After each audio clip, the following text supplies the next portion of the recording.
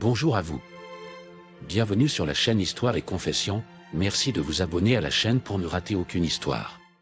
Les histoires que nous allons partager, inspirées de récits trouvés sur Internet, sont destinées exclusivement au divertissement. Elles ne doivent pas être interprétées comme des encouragements à imiter de tels actes ni comme des discriminations envers des personnes spécifiques. L'horloge du tableau de bord affichait 23h07. Ces chiffres verts ternes brillaient faiblement dans l'obscurité silencieuse de la cabine de mon camion. Je m'appelle Daniel. J'ai 39 ans, je suis contremaître de construction à Ridgewood, dans l'Ohio. Et ce soir-là, j'étais garé sur le bas-côté en gravier, devant un vieux pavillon de campagne, avec mes deux plus vieux amis, Victor et Paul, à attendre une vérité que personne, surtout pas un mari, ne souhaite entendre. Le silence qui régnait entre nous était dense, presque oppressant, comme si respirer trop fort risquait de faire tout basculer. Mes doigts tapaient nerveusement sur le volant, sans que je m'en rende compte, jusqu'à ce que Victor se penche et pose sa main sur la mienne pour l'arrêter. « Économise cette énergie, murmura-t-il, la voix basse mais tendue. Si elle est là avec lui, tu en auras besoin. » Paul, assis sur la banquette arrière, s'était penché en avant entre nos deux sièges, les coudes posés sur les genoux. Il n'était pas du genre bavard, et ce soir-là, il n'avait pas prononcé plus de 10 mots. Pourtant, de temps à autre, je sentais son regard peser sur moi, attentif, silencieux, comme s'il essayait de me maintenir à flot, de me garder debout. J'ai avalé ma salive, le regard fixé sur les fenêtres du lodge, d'où s'échappait une lumière chaude et paisible. Clara était censée être sortie avec ses amis. C'est ce qu'elle m'avait dit, la même phrase, répétée une douzaine de fois au cours du mois dernier. Il y a encore quelques semaines, j'aurais pu la croire. Mais tout avait changé le jour où j'étais tombé sur ces messages sur sa tablette, celle qu'elle avait laissée sur le comptoir de la cuisine en partant précipitamment. De petites notes tendres. Signées d'un certain Eric. Le genre de mots que je n'avais plus entendu sortir de sa bouche depuis des années. D'abord, j'ai cru avoir mal compris. Peut-être un vieil ami, un malentendu. Mais les messages débordaient de blagues complices, d'émojis suggestifs et de cette affection brûlante qu'elle me réservait autrefois, quand nous étions jeunes, fous et amoureux. Je ne l'avais pas confronté. Pas immédiatement. Je voulais voir, de mes propres yeux, avant de proférer la moindre accusation. Avant de salir ce qu'il restait encore debout. Victor soupira bruyamment, se renfonçant dans son siège.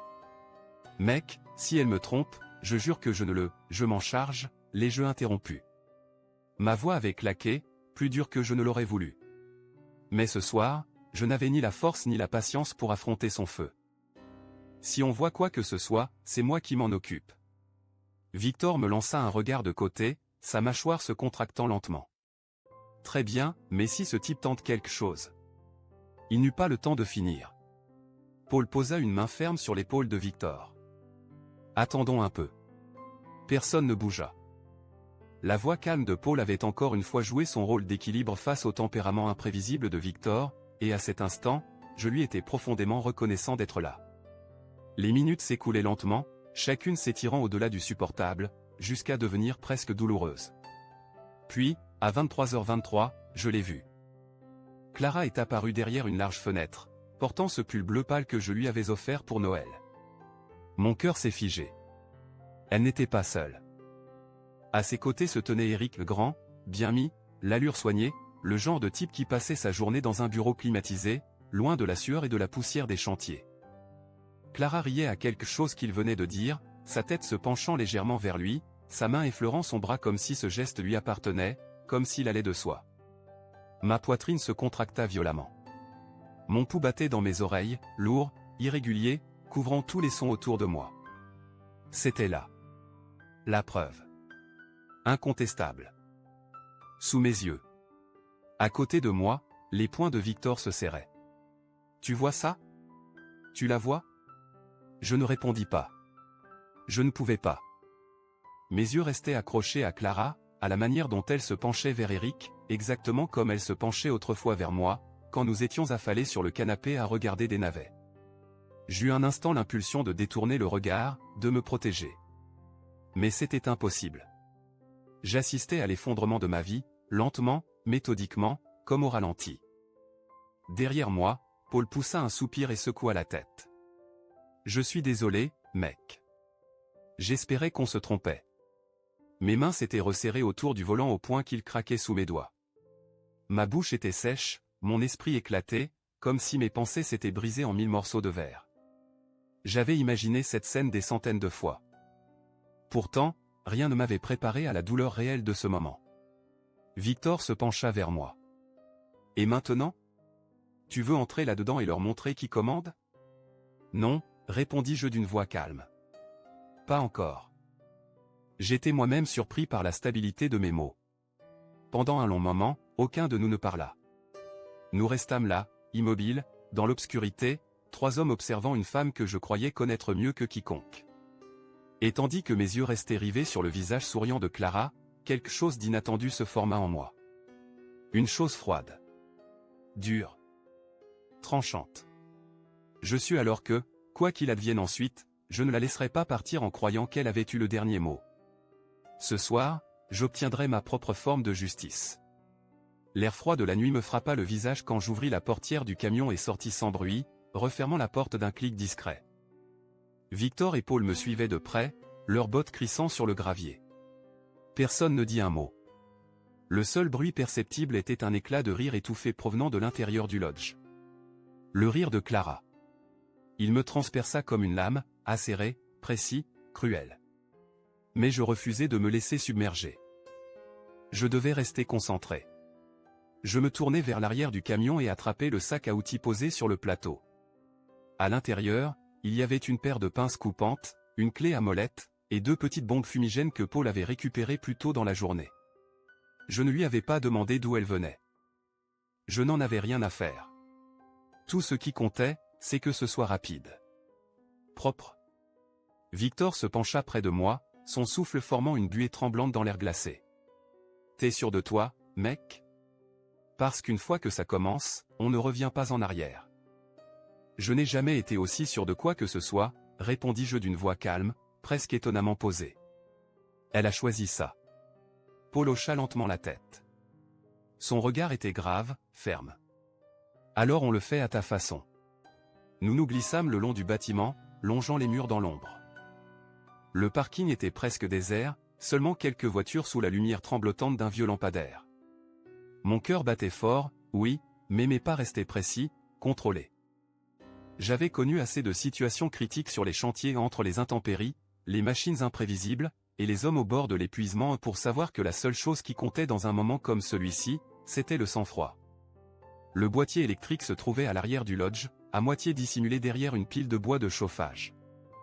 Je m'accroupis à côté, sortis les pinces coupantes du sac, et repérai la ligne principale.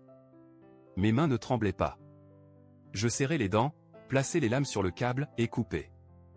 L'effet fut immédiat. Toutes les lumières à l'intérieur du lodge vacillèrent avant de s'éteindre, plongeant l'endroit dans une obscurité totale. Le silence brusque qui suivit la coupure de courant fut aussitôt remplacé par des voix hésitantes. Le rire de Clara s'interrompit net, suspendu dans l'air, remplacé par un murmure confus et inquiet. Victor esquissa un sourire. « C'est l'heure. »« Pas encore, » répondis-je. « On suit le plan. » Paul me tendit l'une des bombes fumigènes. Ses doigts effleurèrent les miens, un geste discret, presque cérémoniel. « C'est toi qui décides, Daniel. Tu dis le mot, et on y va. » Je me plaçai près des marches de l'entrée, accroupi dans l'ombre, à quelques mètres seulement de la porte. À travers la fenêtre, je pouvais apercevoir des silhouettes qui bougeaient lentement dans le noir, tâtonnant. La voix de Clara s'éleva, tremblante, marquée d'une pointe de nervosité que je ne lui connaissais pas. J'allumai la mèche. Un doux sifflement s'échappa dans la nuit. Puis, avec une précision tranquille, je fis rouler la première bombe sous la porte. En quelques secondes, la fumée commença à s'infiltrer dans le lodge, serpentant en volutes grises à travers les moindres fissures. Elle glissait lentement sous la porte, montait en spirale fantomatique contre les murs, léchait les fenêtres comme une brume sortie d'un cauchemar. À l'intérieur, j'entendais la voix d'Éric s'élever, tendue, autoritaire, tentant de rassurer Clara, lui ordonnant de rester calme. Mais le tremblement dans son ton trahissait la panique. Un sourire froid étira mes lèvres. Parfait. Qu'il transpire un peu. Victor se pencha vers moi, murmurant avec une excitation contenue, « Ils ont peur. Tu veux que je scelle la porte latérale ? » « Fais-le, » répondis-je sans détour, les yeux fixés sur les ombres mouvantes derrière les vitres. La confusion s'amplifiait à l'intérieur. Clara toussa. Sa voix monta d'un ton, stridente, paniquée. Un calme glacial s'abattit en moi. Je ne regardais plus seulement la scène. Je la dirigeais. J'avais le contrôle. La fumée s'élevait jusqu'au chevron, enveloppant tout de ses bras gris. Les silhouettes de Clara et d'Eric se détachaient par instants dans le brouillard, saccadées, maladroites, trébuchant dans le noir. Fini les rires. Il ne restait que des cris étouffés, des appels perdus dans le vide. Je m'approchai de la fenêtre, mes bottes s'enfonçant dans la boue froide. Mon souffle était calme, mes gestes précis. C'était le moment que j'attendais. Victor revint de l'angle du bâtiment et hocha la tête. « Toutes les sorties sont verrouillées », murmura-t-il. « Ils n'iront nulle part. » Paul était resté quelques mètres derrière moi. Silencieux, solide, une présence presque invisible mais rassurante. Il murmura, « Va-y doucement, Daniel. Laisse-les te voir quand tu seras prêt. » À travers la brume épaisse, je distinguai Clara, accrochée au bras d'Eric. Elle n'avait plus rien de la femme dont j'étais tombé amoureux. Ce n'était plus la Clara solaire et vive. Ce que je voyais là, c'était une femme effrayée, nerveuse, écrasée sous le poids de sa propre culpabilité. Eric s'empara de son téléphone, sans doute pour activer la lampe torche. Mais la faible lumière fut avalée par la fumée, n'éclairant que quelques centimètres devant lui. Je m'approchai encore, jusqu'à ce que mon reflet trouble se dessine dans la vitre. Et soudain, le regard de Clara changea. Elle me vit. Nos regards se croisèrent à travers la brume et le verre.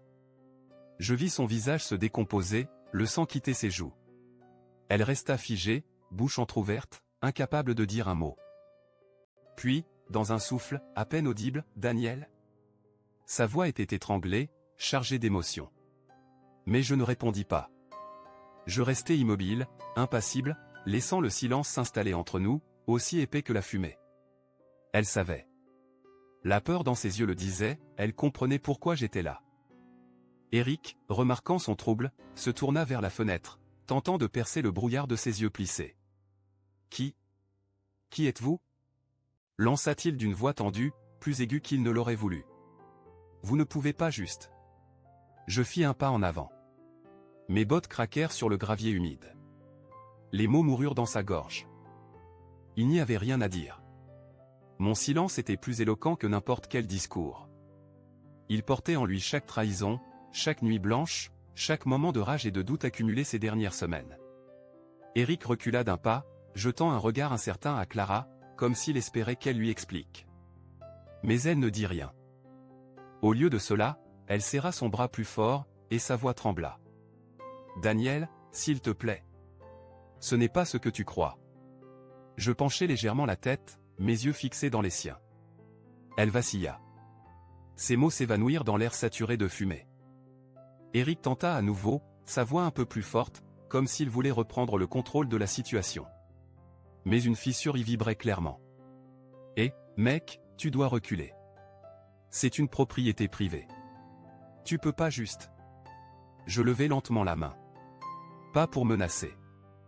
Juste pour lui dire de se taire. Il y avait quelque chose dans ce geste précis, calme, inébranlable qui l'arrêta net. Il se figea, la bouche entr'ouverte, puis avala sa salive avec difficulté, reculant d'un pas. Derrière lui, la respiration de Clara s'accélérait. Victor murmura, presque admiratif, « Regarde-le. Il est terrifié. » Je ne répondis pas. Je restai là, planté dans la boue, immobile, imperturbable, le regard rivé sur eux à travers la vitre trouble. La fumée s'épaississait à l'intérieur, les forçant à reculer vers le fond de la pièce. Clara toussa, crispant les doigts sur son pull comme si ce simple vêtement pouvait la protéger de ce qui arrivait. Elle ne me quittait pas des yeux. Des yeux grands, implorants. Mais je ne lui rendis rien. Pas un regard de compassion. Pas un mot de colère. Juste le vide. Le silence. Quand Eric tenta de se rapprocher à nouveau de la fenêtre, je fis un pas en avant. Lentement. Délibérément. Jusqu'à ne plus être qu'à quelques centimètres du verre. Il s'arrêta net. Et là, pour la première fois, je vis la peur franchir son visage. Ce n'était pas la peur d'un homme surpris ou intimidé. C'était celle de quelqu'un qui comprenait enfin, je n'étais pas venu pour parler. Je n'étais pas là pour supplier. J'étais venu voir. Constater. Et faire en sorte qu'il sache. Les lèvres de Clara tremblaient quand elle souffla, « Oh mon Dieu !» Je me tournai légèrement. Un simple hochement de tête vers Victor et Paul. La suite allait commencer. À l'intérieur, le téléphone de Clara vibra sur une table. Sa lumière clignota faiblement à travers la brume. J'avais composé son numéro depuis l'extérieur, toujours immobile, droit comme une ombre plantée à quelques mètres de la fenêtre. Elle s'en approcha à pas hésitants et répondit. Ma voix, au bout du fil, était plate, sans émotion. Décroche. Elle obéit. Sa voix était fragile, tremblante. Daniel? Qu'est-ce que tu fais? C'est quoi, tout ça? Dis-moi, répondis-je simplement, les yeux plongés dans les siens à travers la vitre. Qui est Eric? C'est lui, le type qui t'envoie des émojis durs pendant que je travaille des doubles gardes? Ou celui pour qui tu me mens, en me regardant droit dans les yeux, tous les vendredis soirs? Ma voix était calme, mais chaque mot tombait comme un coup de marteau. Sec. Lourd. Définitif. Elle balbutia. Daniel, ce n'est pas ce que tu crois, ne t'en fais pas, je la coupai d'un ton glacial. J'ai entendu toutes les excuses possibles et imaginables. Maintenant, si tu veux la vérité, toute la ville l'entendra aussi. Eric tenta de reprendre la main, avançant d'un pas vers Clara, la voix haute, les épaules redressées. Écoute, mec. C'est entre toi et elle. T'as besoin de te calmer. Je ris. Un son creux, sans trace d'humour. Calme. Tu crois vraiment pouvoir t'en sortir comme ça, Eric? T'es dans une pièce enfumée avec une femme mariée, et je suis censé te serrer la main comme un gentleman? Victor, derrière moi, ricana. Frappe le plus fort, murmura-t-il. Mais je n'avais pas besoin de frapper. Les mots suffisaient. Eric, visiblement acculé, tenta une dernière bravade. Il haussa la voix, adoptant ce ton faux qu'on prend quand on a peur. Tu me fais pas peur, mon pote. Je me penchai légèrement vers le téléphone. Tant mieux, Eric. Parce que ce qui va suivre n'est pas censé te faire peur. Je fis une pause, le regard toujours ancré dans le sien, glacé et inébranlable. C'est censé vous faire vous souvenir de cette nuit pour le reste de votre vie. Je fis un signe à Paul. Sans un mot, il me tendit la deuxième bombe fumigène. Je l'allumai, et la fis rouler sous la porte, lentement, sans briser le contact visuel avec Eric. La voix de Clara se fit entendre à travers la ligne, paniquée, tremblante. Daniel, s'il te plaît, arrête ça. Non, répondis-je à voix basse. J'ai arrêté d'être ton mari à l'instant où tu as décidé que je n'étais plus assez bien. La fumée s'échappa à nouveau, cette fois plus dense, se répandant rapidement à l'intérieur. Elle s'enroula autour de leurs jambes, s'élevant dans la pièce comme un rideau de vérité inévitable. Eric se mit à tousser. Toute trace de défi avait disparu de son visage. Clara, de son côté, s'agita, tenant son téléphone d'une main, l'autre tendue vers une porte, n'importe laquelle, en quête d'une issue. Sa voix était désormais dominée par la panique. Nous sommes désolés. Arrête. S'il te plaît, Daniel. On peut en parler. Parler? Je répétais, la mâchoire serrée, les yeux sur eux alors qu'ils tâtonnaient à la recherche d'une sortie. Vous avez eu des mois pour parler. Maintenant, vous pouvez vous expliquer devant tout le monde. Derrière moi, j'entendis un premier clic discret, suivi d'un autre. Des appareils photo. Des téléphones. Des voisins. Curieux. Silencieux. Témoins. Un couple se tenait à l'entrée de leur jardin, à quelques mètres, filmant la scène alors que Clara et Eric cognaient frénétiquement à la porte. Leur visage déformé par la peur, leur dignité en lambeaux. Puis, enfin, je les vis s'extirper par la sortie latérale que Victor avait laissée volontairement entrebâillée. Ils trébuchèrent hors du lodge, toussant, haletant, le visage pâle, les vêtements froissés, les bras autour du visage pour échapper à la lumière des lampadaires. Je mis fin à l'appel. Je fis quelques pas en avant, ma voix claire et tranchante dans la nuit calme, ce mariage est terminé. Mes mots résonnèrent comme une sentence. Tu t'es humiliée toute seule, Clara. Je ne fais qu'empêcher que la vérité reste cachée dans l'ombre. ses genoux fléchirent. Eric passa un bras autour de ses épaules, mais elle ne bougea pas. Elle ne pleurait pas encore. Pas encore. Les murmures des voisins s'intensifièrent, un chuchotement collectif mêlé à l'éclat furtif d'un flash. Je n'en avais plus rien à faire. Qu'il voie tout ce qu'elle avait fait. Le lendemain matin, bien avant le lever du soleil, mon téléphone vibrait déjà. À midi, j'avais plus de 50 appels manqués. La moitié venait de numéros inconnus. Les vidéos avaient circulé plus vite que je ne l'avais imaginé. Un voisin avait posté une vidéo, Clara et Eric sortant en titubant du pavillon enfumé, toussant, criant, les yeux rouges et perdus, balayés par les faisceaux des lampadaires. La scène s'était propagée à la vitesse d'un incendie. Elle tournait déjà en boucle dans toute la ville. Je ne l'ai pas regardée. Je n'en avais pas besoin. Mais Victor, lui, n'avait pas résisté.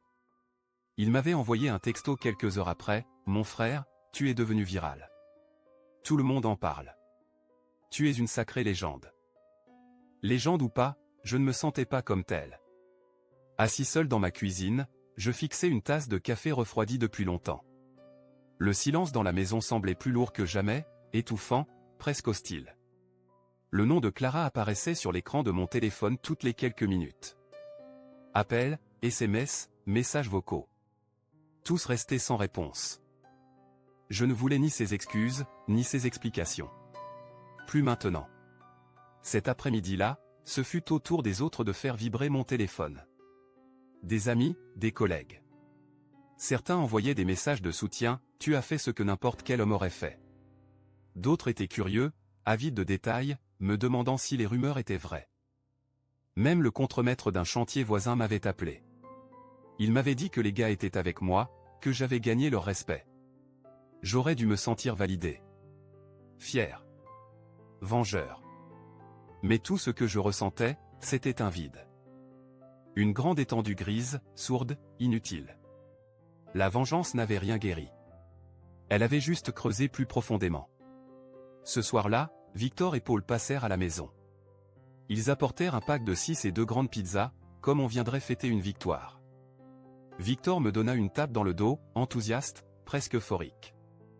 Tu aurais dû voir la tête d'Eric quand il a couru dans la fumée. Inestimable, mec. Paul, fidèle à lui-même, ne dit rien au début. Il s'installa en face de moi, les yeux calmes mais soucieux. Ça va, demanda-t-il simplement. Je haussai les épaules. Je pensais que je me sentirais mieux. Mais, je sais pas. Victor fronça les sourcils et s'appuya sur le comptoir, l'air sincèrement surpris. Comment ça, tu te sens pas mieux? Tu les as cloués au pilori, Dan. Toute la ville sait maintenant qui est le vrai serpent. C'est une victoire, mec. Peut-être, répondis-je en grattant le bord d'une boîte à pizza.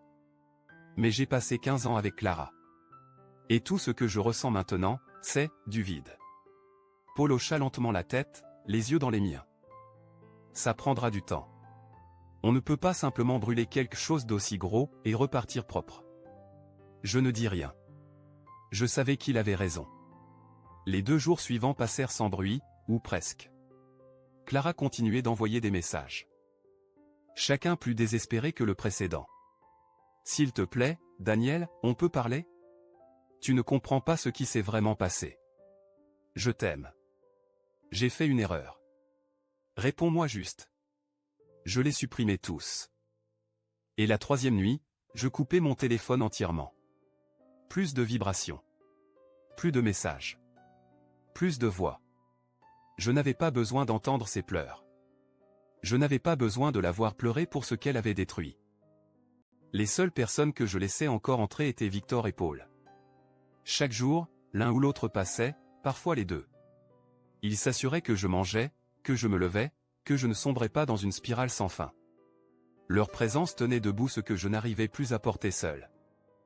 Mais quand la maison retombait dans le silence, que la lumière s'éteignait et que tout le monde rentrait chez soi, je restais seul avec le poids. Immense. Silencieux. Incontournable. J'avais exposé Clara. J'avais mis à nu sa trahison, montré au monde ce qu'elle avait fait. Mais je n'étais pas libre. Pas encore. Il fallut 3 jours pour qu'elle vienne frapper à ma porte. Je n'avais répondu à aucun appel, aucun message. Mais elle devait savoir. J'étais peut-être blessé, humilié, en colère, mais je ne me cacherai pas éternellement. Quand j'ai regardé par le Judas, je l'ai vue. Debout sur le seuil comme un fantôme. Les yeux rouges, gonflés. Les cheveux tirés à la va-vite dans un chignon défait. Elle portait le même manteau que le soir au lodge. Elle semblait minuscule. J'ai ouvert la porte, mais seulement à moitié. « Daniel, s'il te plaît, peux-tu m'accorder 5 minutes ?» Sa voix tremblait. Suppliait. Je n'ai pas répondu immédiatement. Une partie de moi voulait lui claquer la porte au nez. Mais au lieu de ça, j'ai reculé. Elle est entrée. Elle s'arrêta au milieu du salon, comme une étrangère. Comme si elle ne reconnaissait plus les lieux. Peut-être qu'elle ne les reconnaissait vraiment pas. L'homme qu'elle avait trahi, celui qui vivait ici, n'était plus tout à fait le même que celui qui se tenait là, face à elle. « Je ne voulais pas te blesser, dit-elle rapidement. Ce n'était pas censé se passer comme ça. Eric. Eric, c'était juste quelqu'un à qui je pouvais parler quand ça n'allait pas entre nous, stop. Je l'avais coupé. Ma voix était plus froide que je ne l'aurais cru.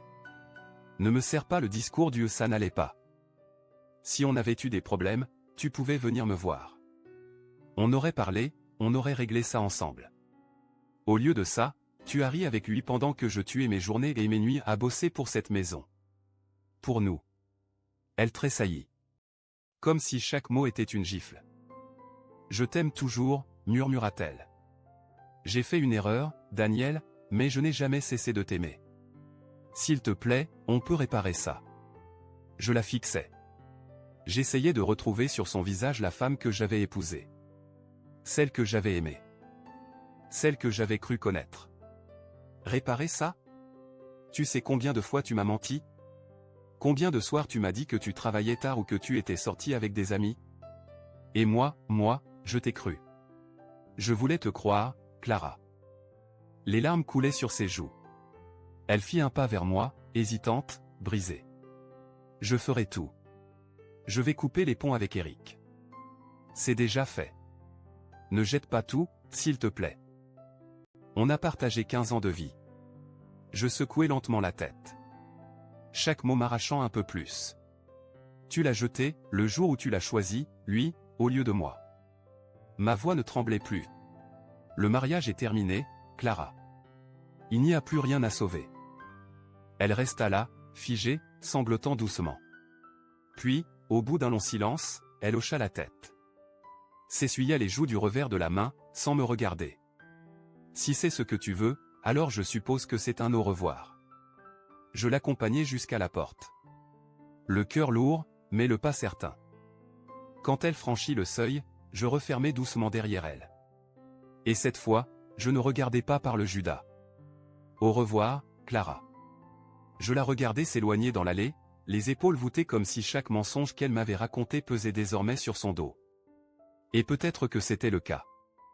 Pour la première fois depuis des semaines, un étrange mélange me traversa, un soulagement discret, une tristesse sourde, et quelque chose d'inconnu, un vide qui n'avait pas encore de nom.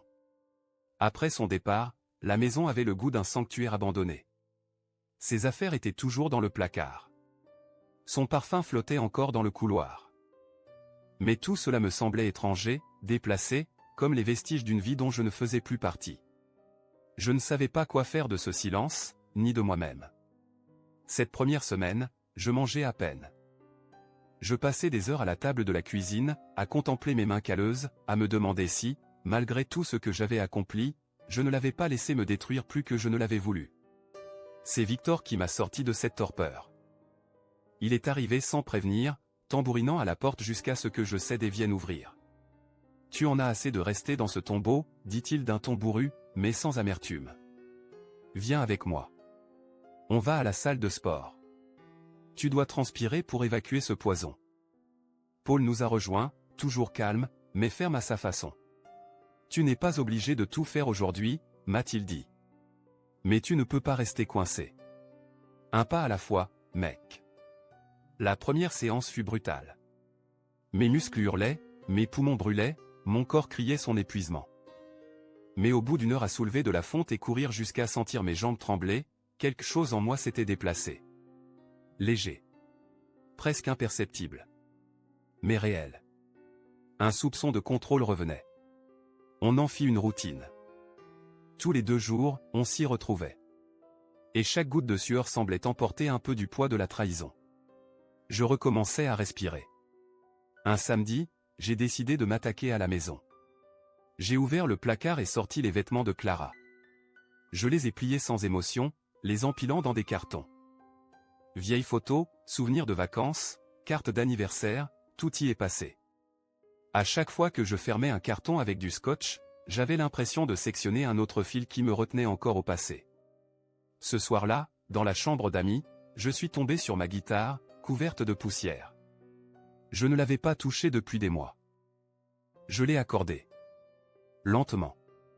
Le son familier a rempli la maison vide. Mes doigts étaient rouillés, maladroits, mais après quelques accords, la musique est revenue. Rauque. Fragile. Mais vrai. Et pour la première fois depuis la nuit du lodge, j'ai senti quelque chose qui ressemblait à la paix. Victor l'a remarqué. Tu vois ? Tu es toujours là, dit-il en me tapant dans le dos après une séance de sport. Tu es plus fort que ce désastre. Paul acquiesça doucement. Guérir, ce n'est pas se venger ou oublier. C'est se retrouver, sans tout ce poids.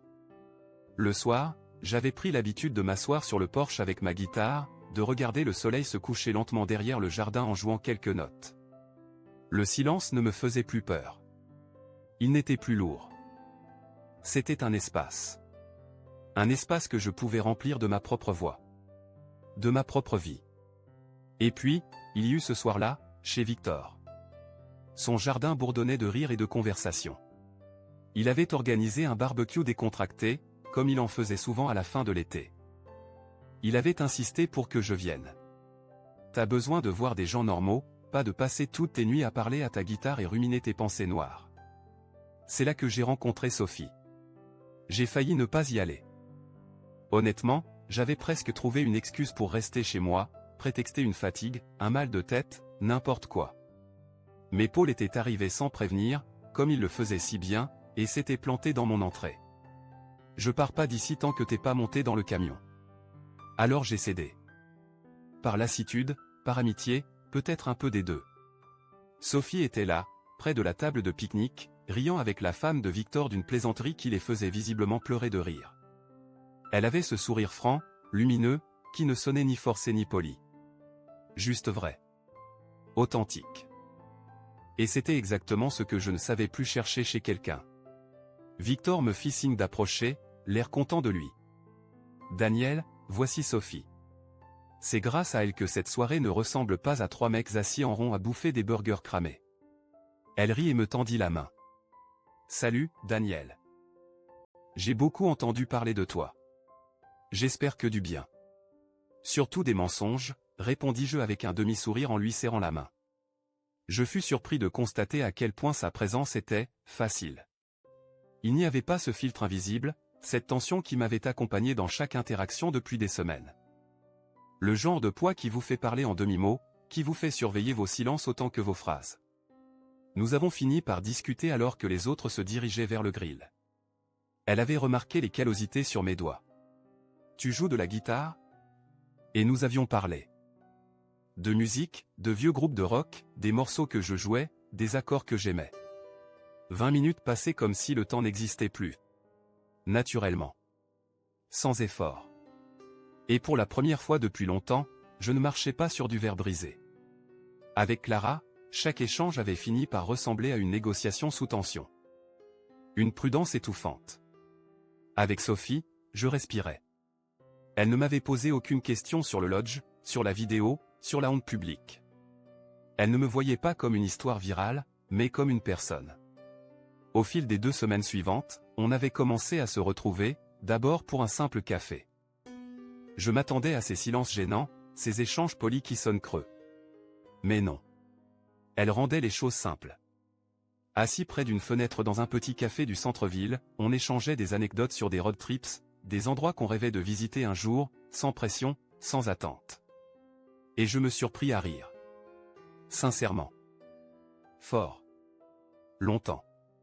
Elle ne me forçait à rien. Elle ne m'évitait pas non plus quand j'abordais Clara ou le divorce. Un jour, alors que j'évoquais ce qu'on avait vécu, ce qu'on avait perdu, elle posa sa main sur la table, simplement, et dit « Tu n'as pas besoin d'être prêt maintenant. Sois juste toi-même. » C'est assez. Sa patience me réconfortait. Ce n'était pas tomber amoureux. Pas encore. C'était revenir à soi. Retrouver un sol sous ses pieds après des mois à marcher dans le vide. Pour la première fois depuis l'effondrement, je me suis dit que peut-être je pourrais faire confiance à quelqu'un à nouveau. Quand l'automne arriva, la présence de Sophie m'avait transformé. Je ne me promenais plus comme un homme à vif, une plaie béante invisible. Je reprenais forme. Je reprenais vie. Mais une part de moi restait inachevée. Clara. Pas à cause d'un regret. Pas à cause d'un espoir. Mais parce qu'elle n'avait jamais vraiment fait face à ce qu'elle avait fait. Elle avait quitté notre mariage en se donnant le rôle de la victime, débitant des demi-vérités à qui voulait l'entendre. Comme si la douleur que j'avais traversée n'était qu'un détail. Comme si, pour elle, tout ce qui comptait, c'était de sauver la face. Je ne cherchais plus la vengeance. Pas vraiment. Mais je voulais qu'elle regarde ses mensonges en face. Qu'elle arrête de les enrober, de les camoufler sous des sourires polis et une image soignée. Grâce à un vieil ami travaillant aux ressources humaines, j'appris que Clara avait décroché un nouveau poste dans une agence de marketing locale. On disait qu'elle sortait avec l'un des managers. Qu'importe. Ce n'était pas sa vie amoureuse qui me préoccupait. Ce qui me dérangeait, c'était cette version d'elle-même qu'elle présentait au monde raffiné, réinventée comme si tout ce qu'elle avait détruit n'avait jamais existé. Alors je lui ai envoyé des rappels. Rien de menaçant. Juste véridique. Des captures d'écran de ses messages avec Eric. Une photo horodatée du lodge, cette nuit-là. Des preuves. De petits éclats de mémoire qu'elle aurait préféré effacer. Et tout a éclaté. Je ne voulais pas lui faire peur. Je voulais qu'elle sache que l'histoire ne pouvait pas être réécrite à son avantage. Qu'elle avait laissé des traces. Qu'elle ne pouvait pas les balayer sous un tapis de convenance. Victor, en apprenant ce que j'avais fait, haussa les épaules, une bière à la main. Tu perds ton temps, mec. Laisse tomber. T'as tourné la page, t'as Sophie. Tu te débrouilles bien maintenant. Mais Paul avait une autre lecture. Peut-être que c'est la dernière étape. Peut-être qu'il en a besoin pour vraiment refermer le livre. Et il n'avait pas tort. Le tournant décisif est arrivé quand j'ai appris que l'agence de Clara organisait un gala. Un grand événement, bien médiatisé. Par l'intermédiaire d'une connaissance commune, Sophie et moi avions reçu une invitation. J'ai hésité. Mais Sophie m'a regardé, m'a pris la main doucement, et a dit, « Si ça te rassure, je serai là. Avec toi. » Alors j'ai dit oui. Le soir du gala, je suis entré avec elle à mes côtés. Elle portait une robe vert foncé, élégante, sobre et pourtant saisissante. Elle attirait les regards sans chercher à le faire. À ses côtés, pour la première fois, je n'avais pas l'impression d'être un homme blessé. J'avais laissé l'ombre de Clara derrière moi. Les murmures commencèrent dès notre arrivée. Je les entendais, mais ils glissaient sur moi. Je n'étais pas venu pour eux. Je n'étais pas venu pour exister dans leurs histoires. J'étais venu pour me libérer, une fois pour toutes. Clara me vit au milieu de la soirée. Elle était sur scène, en train de prononcer un discours. Elle souriait, confiante, l'assurance d'une femme qui croyait maîtriser la salle. Puis, son téléphone vibra. Je l'avais programmé au bon moment. Une simple capture d'écran. Cette conversation avec Eric. Celle où elle me décrivait comme « ennuyeux et prévisible ». Envoyée au moment même où elle parlait de confiance et d'intégrité. Elle s'interrompit. Une seconde. Puis deux. Son visage perdit ses couleurs sous les projecteurs. Des murmures traversèrent la salle, d'abord diffus, puis plus clairs. À la table voisine, son nouveau compagnon regarda son propre téléphone. Je vis sa mâchoire se contracter. Clara balbutia quelque chose à propos d'un malaise. Puis elle descendit précipitamment de scène. Elle quitta la pièce sans se retourner.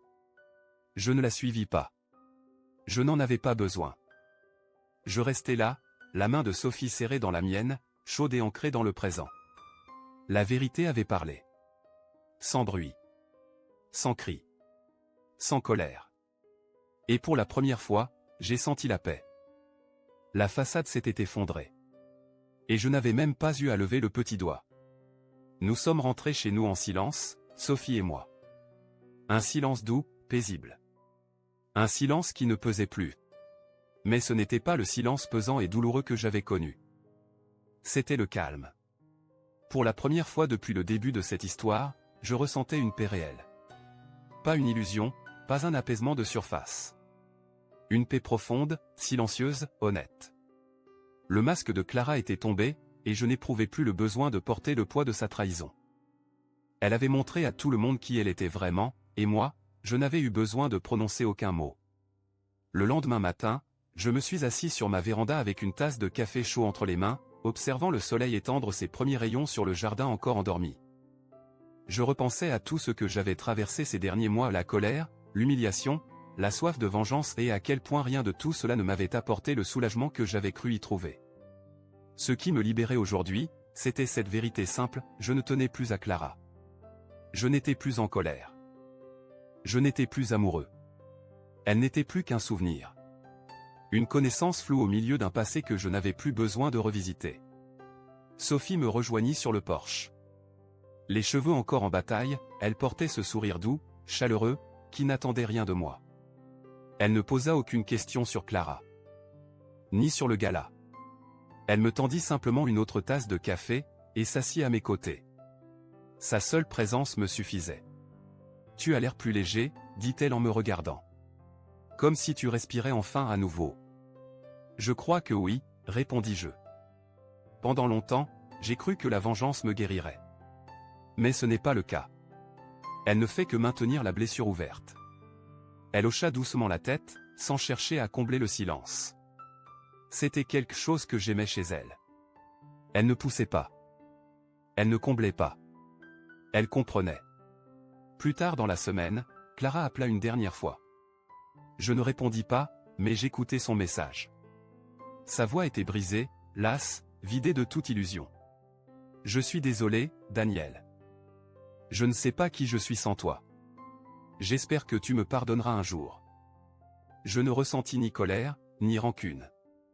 Juste une tristesse lointaine, comme un écho qui ne m'atteignait plus vraiment.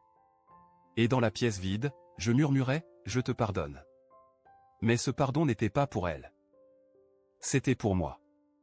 Lui pardonner, c'était cesser de porter son fardeau. C'était me libérer, enfin, de tout ce que son absence avait laissé en désordre. Ce soir-là, Sophie et moi avons marché le long de la rivière. L'eau était calme, miroitante, reflétant les lueurs orangées du coucher de soleil. J'ai glissé ma main dans la sienne, sans rien dire, et elle l'a serrée avec douceur. C'est là, debout au bord de l'eau, que j'ai compris. Avancer n'était pas seulement une question de guérison. C'était construire. Pas pour oublier. Mais pour créer quelque chose de nouveau. Quelque chose d'honnête. Quelque chose qui m'appartenait. Une certitude tranquille s'est installée dans ma poitrine. La trahison de Clara m'avait presque détruit, mais elle m'avait aussi enseigné une chose essentielle. Comment me retrouver? Comment me valoriser? Et avec la main de Sophie dans la mienne, je savais que j'en avais fini avec le passé. Le passé était derrière moi. Et l'avenir, pour la première fois depuis longtemps, s'ouvrait grand devant moi.